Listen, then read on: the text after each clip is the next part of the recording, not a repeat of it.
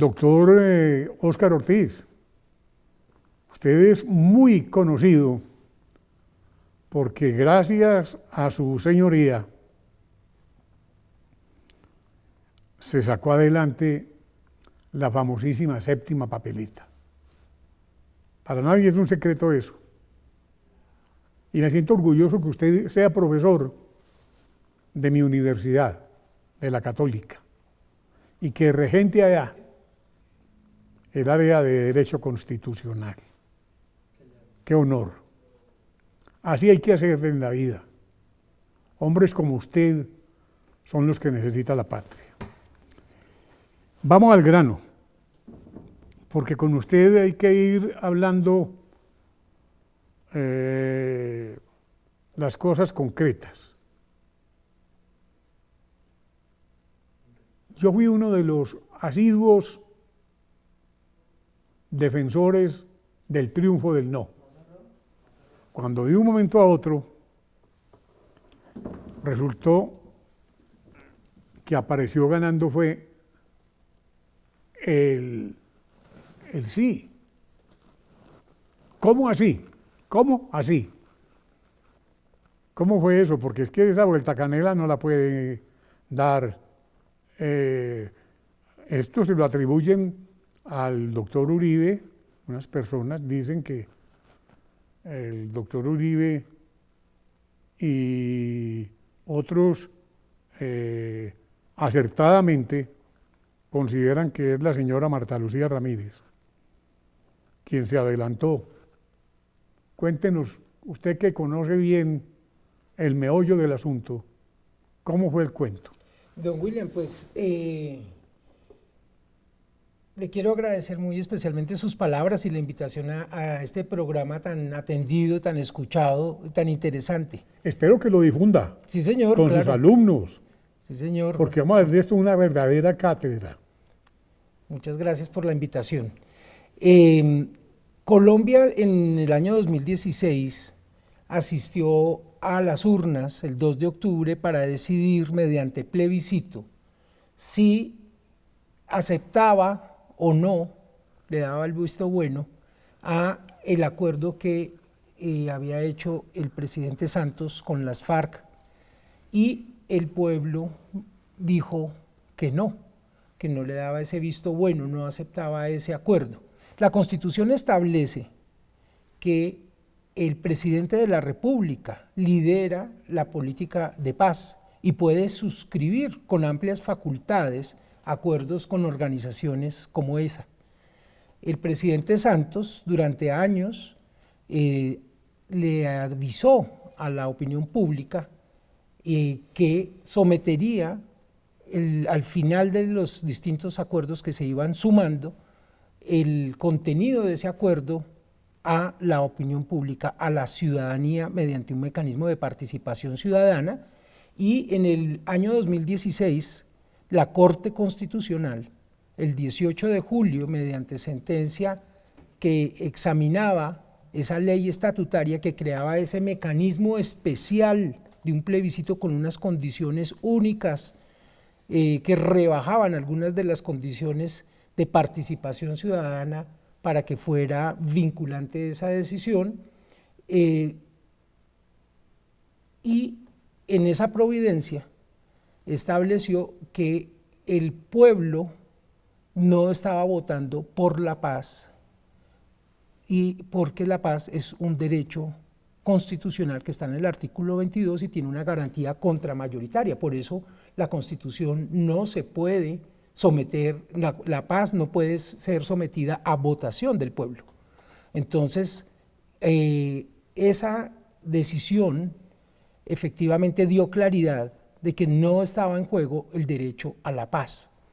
Ello comportaba que no se podía hacer campaña por el no a la paz, pero tampoco por el sí a la paz, porque lo que se estaba en juego era el contenido del acuerdo de conformidad con la opinión pública. Esa misma sentencia dejaba claro que si el pueblo, mediante plebiscito, decía que no, el presidente continuaba con las facultades constitucionales de hacer acuerdos de paz, pero no podía suscribir finalmente ese mismo acuerdo.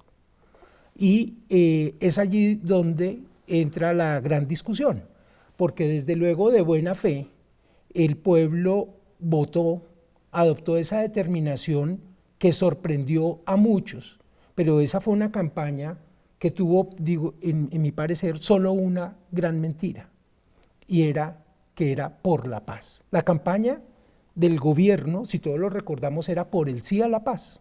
Incluso presentamos un memorando al Consejo Nacional Electoral para que velara porque no hubiera campañas por el no a la paz, pero tampoco por el sí a la paz, haciendo respetar la sentencia de la ley especial, ley estatutaria del plebiscito sobre el acuerdo de paz. Y ese memorando lo suscribieron, entre otros, integrantes del grupo ciudadano Mejor No, que lideraba Jaime Castro, Hernando Yepes, Carlos Lleras de la Fuente, Juan Manuel Charri y muchos otros ilustres constitucionalistas. Sí, señor, cómo no. La pesada. Entonces, presentamos esa solicitud, pero el Consejo Nacional Electoral, en medio de la campaña, no llevó a cabo ninguna acción para hacer respetar la sentencia y velar porque la campaña fuera de conformidad con lo establecido por la Corte Constitucional.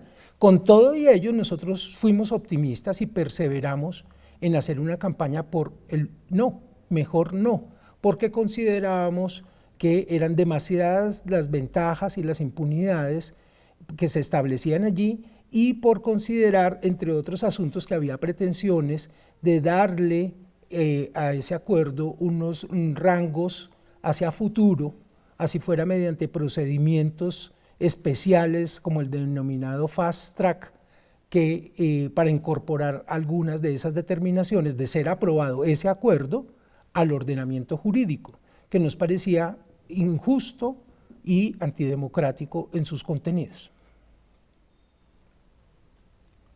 Le escuché al doctor Humberto de la Calle Lombana. Yo antes le decía, y con el perdón que me merece, Mamerto de la Calle Lambona, desde un programa de humor que yo tenía y que luego yo replicaba por la emisora con el doctor Fernando Londoño. El doctor Humberto de la Calle Lombana, en un acto de grandeza, dijo que si se perdía, ellos entregaban las llaves, tal como lo hizo en su momento con el Partido Liberal, un ex dignatario, cuando fue derrotado por Jorge Eliezer Gaitán. Entonces, a eso se sumó el señor Juanpa, más conocido como Juan Manuel Santos, alias Juanpa, quien dijo que yo entrego la presidencia inmediatamente. Yo entrego esto, y como a este señor no le pueden creer ni las mentiras, pues obviamente sabíamos que no. Él hizo la jugadita que uno conoce, la famosa jugadita de la que hablaba el doctor Macías,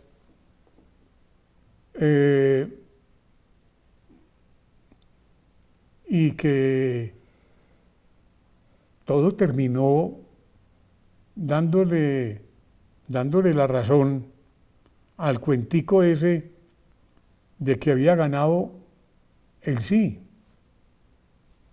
algo que nunca ocurrió. Nos sentimos robados, nos sentimos engañados, nos sentimos completamente frustrados. ¿Usted cómo se sintió? Efectivamente, Por una parte me siento muy orgulloso de ser ciudadano colombiano y que la ciudadanía colombiana, Sí, la ciudadanía colombiana no haya caído en la trampa de ante semejante avalancha de publicidad engañosa, diciendo que se votaba por la paz, porque era todo el Estado, incluso toda era casi inexistente la publicidad invitando a votar por el no. Y la ciudadanía colombiana, la misma que conquistó la Constitución de 1991, mediante una propuesta surgida de las aulas de clase, que consistía en una estrategia de 2 plebiscitos para convocar una constituyente, ese mismo pueblo colombiano que se sublevó pacíficamente en medio del tableteo de las ametralladoras, de las bombas del narcoterrorismo, del asedio de las organizaciones criminales, unas invocando la injusticia social, otras la inseguridad, ambas ciertas y detestables, pero que acudían a las mismas técnicas del secuestro, de la extorsión, del robo, del homicidio, del desplazamiento. La ciudadanía colombiana conquistó la Constitución del 91 mediante la 7ª papeleta, pero esa misma ciudadanía ha defendido la Constitución y el 2 de octubre de 2016 demostró que es madura y que efectivamente entiende las discusiones públicas y no se dejó llevar por la emoción y el engaño que pretendían, que era que se votaba por la paz. Muy bien, eso se logra sorpresivamente para la mayoría de la gente, que haya sido mayoritario el voto por el no. Sin embargo, desde luego, como usted lo dice, don William,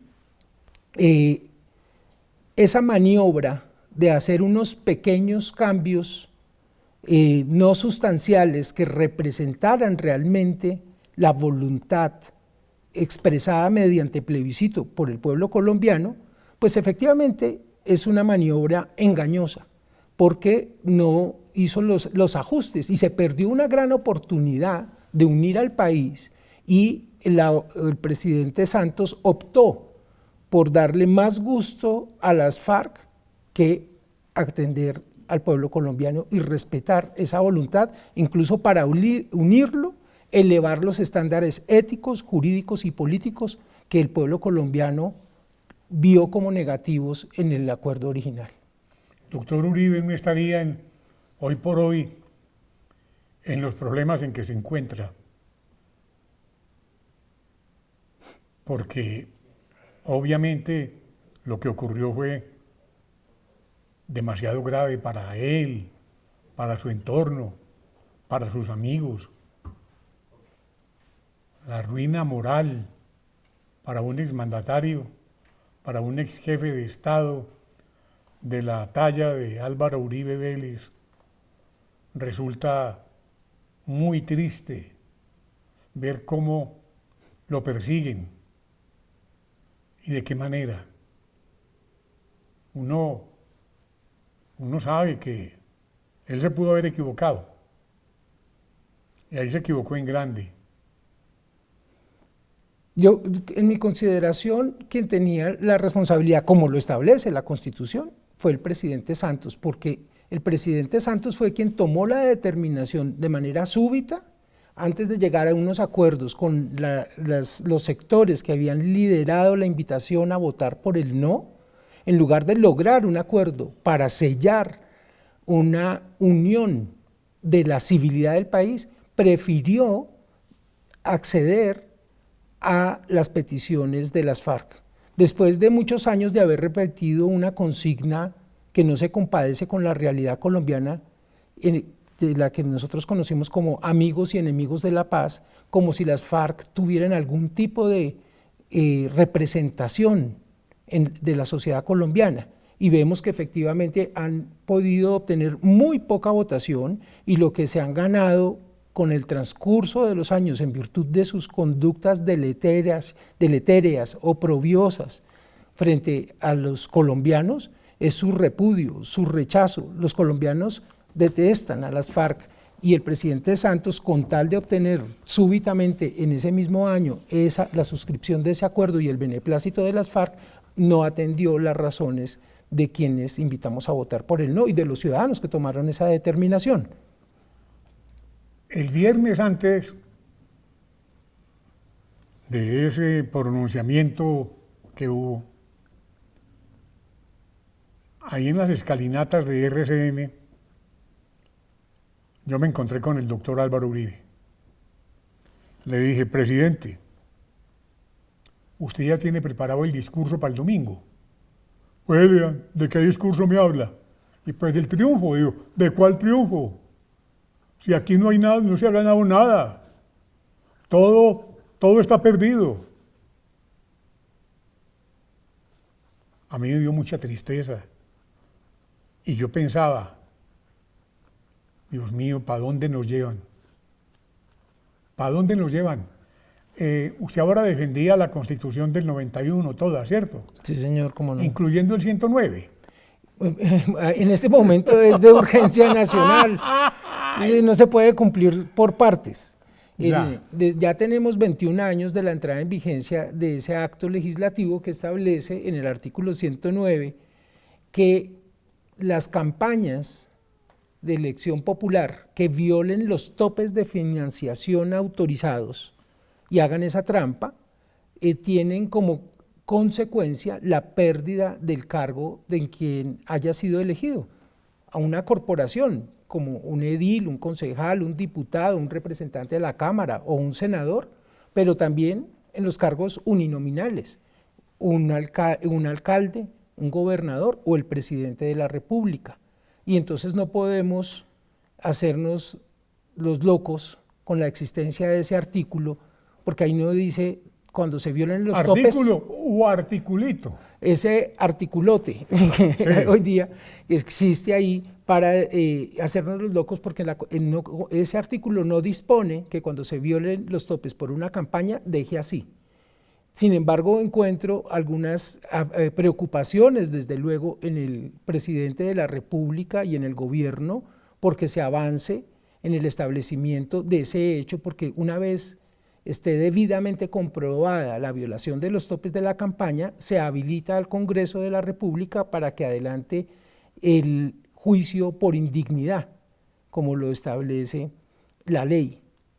Entonces, ahí existe esa preocupación, y en algunos sectores de opinión les parece que no se debiera adelantar, pero bajo la creencia de que sí se llevó a cabo esa violación, esa transgresión de los topes. Algunas personas dicen, no, por favor, no hablemos de eso, no lo tramiten, porque el presidente se pone bravo, se molesta, hace un show y se victimiza y entonces gana las elecciones.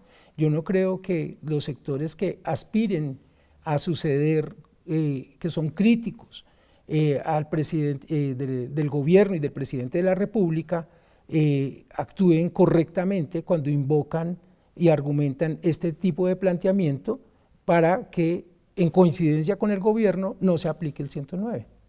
Ahora hablando con Alfredo Sarmiento, un conocedor como nadie de los grandes temas nacionales, con quien tendremos la próxima entrevista, nos referíamos al tema de la constitucionalidad. ¿Qué hay de la Constitución del 86 a la del 91?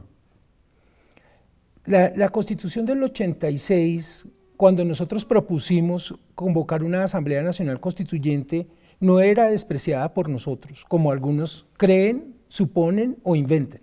Nosotros éramos en ese momento estudiantes de Derecho y éramos respetuosos de la Constitución, y en lo que entendíamos en nuestro diagnóstico de 1989, a partir del asesinato de Luis Carlos Galán, pero que es el final de una década donde habían fallecido por violencia campesinos, líderes de juntas de acción comunal, periodistas, jueces, magistrados, servidores públicos que se oponían de una u otra manera en cumplimiento de su deber al narcoterrorismo, etcétera.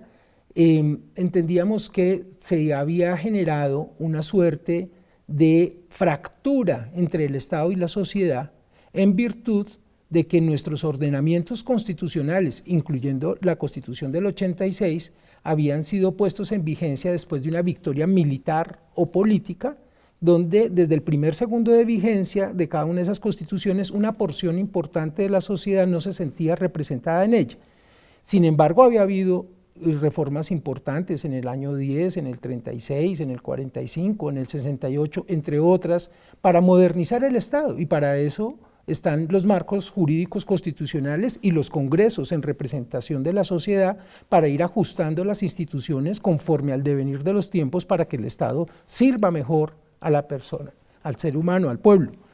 Sin embargo, en ese momento entendíamos que la representación política había sido inferior a ese deber por incapacidad o por corrupción. El presidente Barco había intentado una vez más, después de las frustradas reformas de los presidentes. ¿Qué presidente fue Virgilio Barco? Sí, señor, hay que reconocerle que sin el presidente Virgilio Barco y su gobierno no hubiera sido posible la convocatoria de la constituyente. Bueno, ya para terminar, ¿qué agregaría su señoría a ese gran discurso que usted nos ha planteado hoy?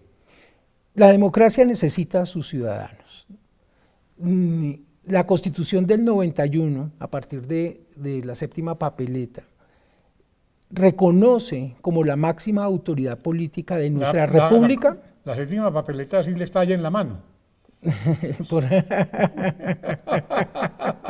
Es una explosión democrática. No, con usted sí estoy jodido yo. Una explosión democrática pacífica, sin romper un vidrio, sin dañarle la piel a nadie, sin derramar una sola gota de sangre, que con un papelito derrota a violentos. Sin primera línea ni nada. Solamente líneas del texto constitucional, incluyendo la del 86. Hicimos una revolución en derecho y al derecho, y a partir de la entrada en vigencia de la Constitución del 91, el pueblo colombiano es la máxima autoridad política, y por eso, como aquí en la barbería, cuando tenemos que buscar responsables por la marcha de los asuntos públicos, tenemos que en primer lugar mirar al espejo. Por eso los ciudadanos tenemos unos derechos. Por eso mire al espejo. Unos derechos y unas responsabilidades. Tenemos unos derechos políticos fundamentales que ya no son solamente elegir o ser elegidos, sino que participamos en la toma de decisiones y en el control del poder político. Y ahora, parte del control del poder político consiste en hacer respetar la Constitución entera, bueno, incluyendo el 109. Usted, como SAR anticorrupción, ¿usted cómo ve qué oficio tienen hoy por hoy las IAS, las asustadurías, por ejemplo? ¿Qué papel desempeñan? ¿Quién las controla? Pues los órganos de control con la Constitución del 91 también se vieron robustecidos. Hoy día hay quienes aspiran a que el derecho disciplinario y la Procuraduría desaparezcan de nuestro panorama institucional, lo cual es un atentado para la lucha contra la corrupción, dado que en la Constitución la Procuraduría es un órgano mucho más sensible que el derecho penal, y por ello, si quitamos ese sensor, ese fusible, dejamos solamente para efectos de la lucha contra la corrupción el derecho penal, que puede ser más escaso y más tardío que el derecho disciplinario. Entonces debemos estar muy atentos, porque es un propósito del gobierno en la Comisión de Reforma a la Justicia proponer una reforma constitucional para desaparecer un instrumento formidable que es el derecho disciplinario para proteger la ética en los asuntos públicos. Muchas gracias, doctor William. Qué honor. Muchas gracias a usted por su invitación.